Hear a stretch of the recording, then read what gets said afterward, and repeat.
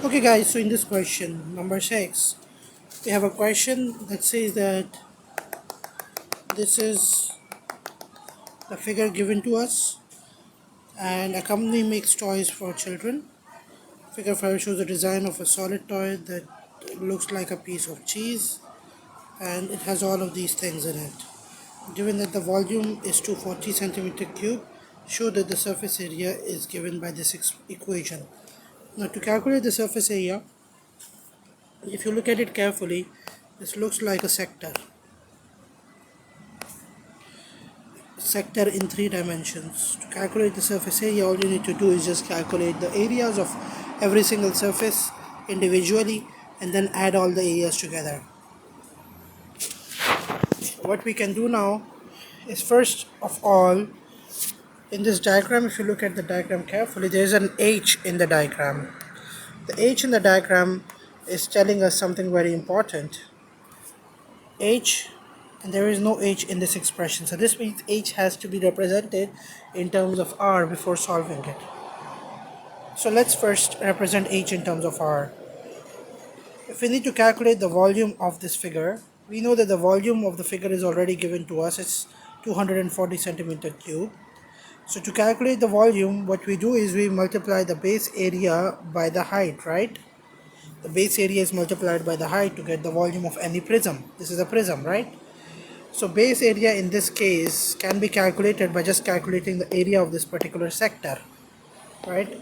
This is a sector, looks like this, with the angle given in radians. So whenever the angle is in radians, the formula you use for calculation of area is half r squared theta, right? Now if you know this, what you can do is you can just use this formula to calculate the area of the sector and then multiply that area by the height of this prism to get the volume. So let's do that quickly. 1 over 2, radius is r, just leave it as r squared, and theta is 0.8. This thing is being multiplied by the height. The value of the volume is 240, right? Place it here and rearrange the entire formula to make h the subject. So this is gonna become 240 upon 0.4 r squared, right? So what will h finally become? H is gonna become 6. Okay, so it's 600 over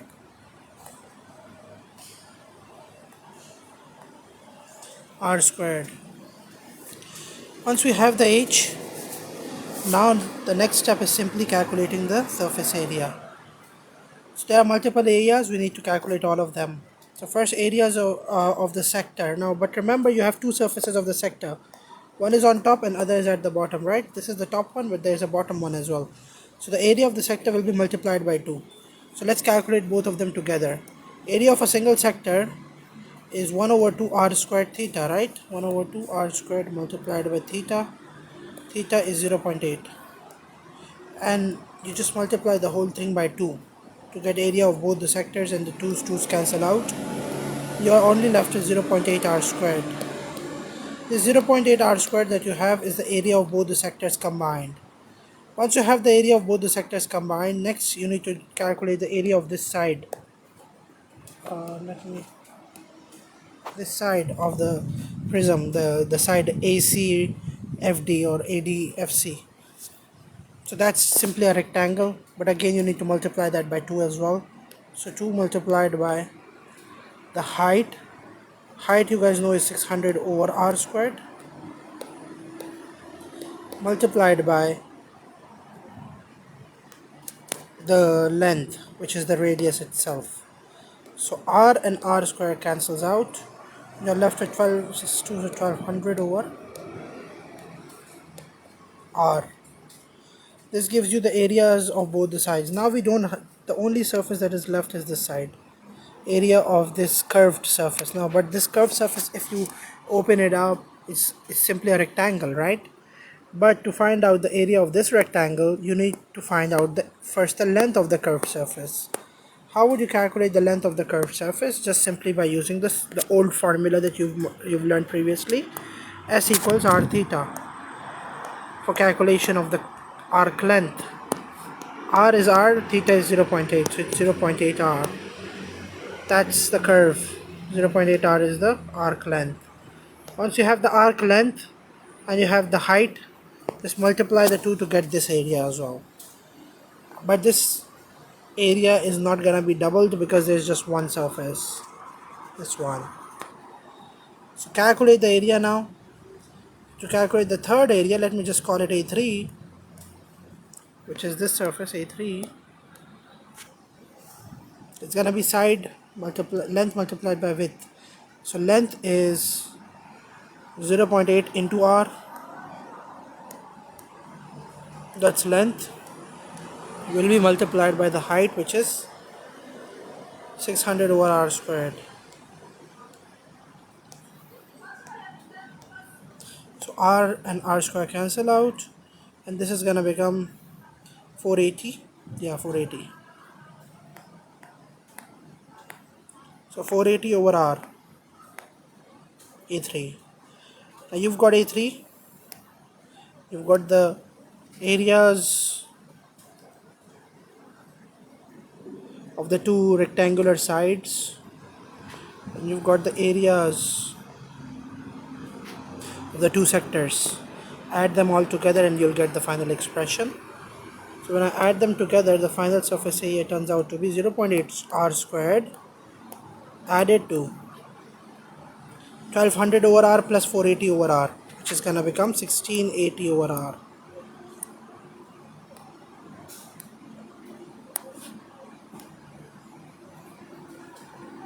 This is your final expression for calculation of S. And yes, it's correct because we got it right.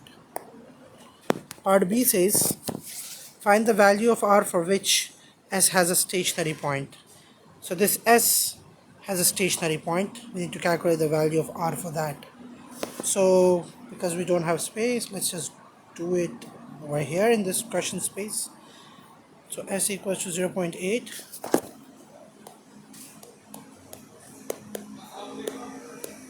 r squared added to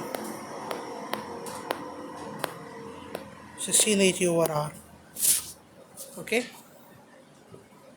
Now to calculate the stationary point, the value of r at stationary point, we first need to calculate the gradient at stationary point, because you know that at stationary point what happens to the gradient.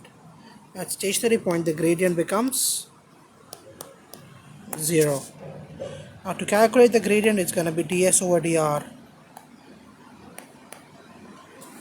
So 0.8 into 2, which is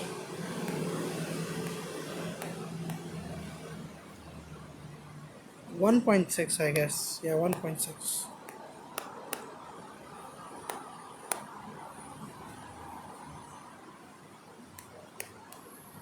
R, and then this one needs to be differentiated as well.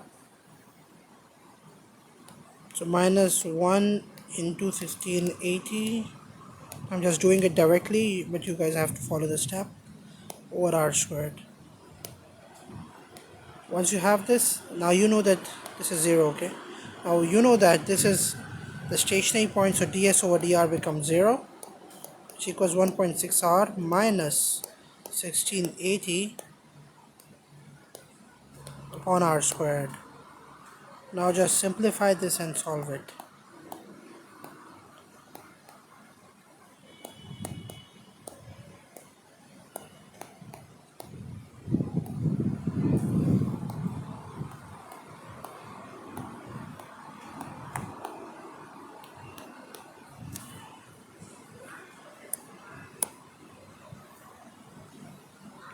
Now once we have this, let's calculate this with a calculator.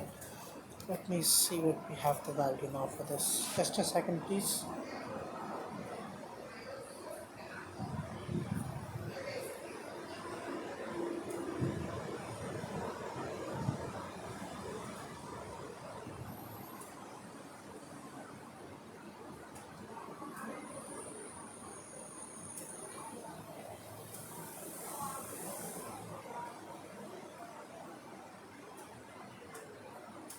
So the answer turns out to be 10.2 centimeters. Let's verify the answers. Let me see if I have them.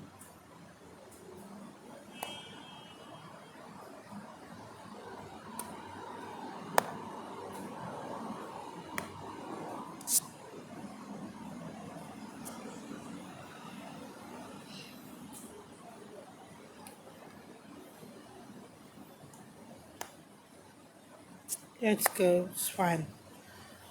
Next part of the question says,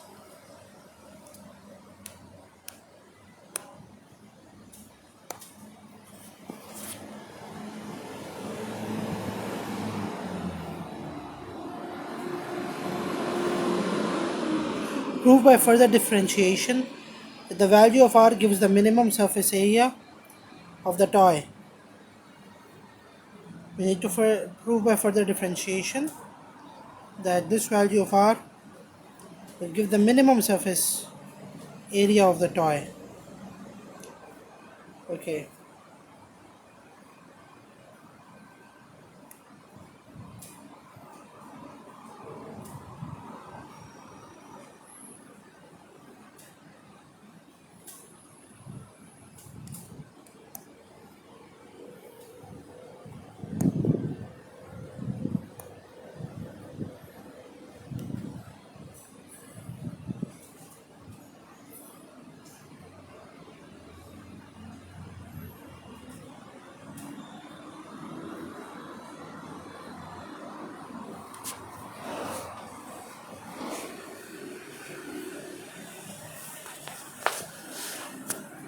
Now we've got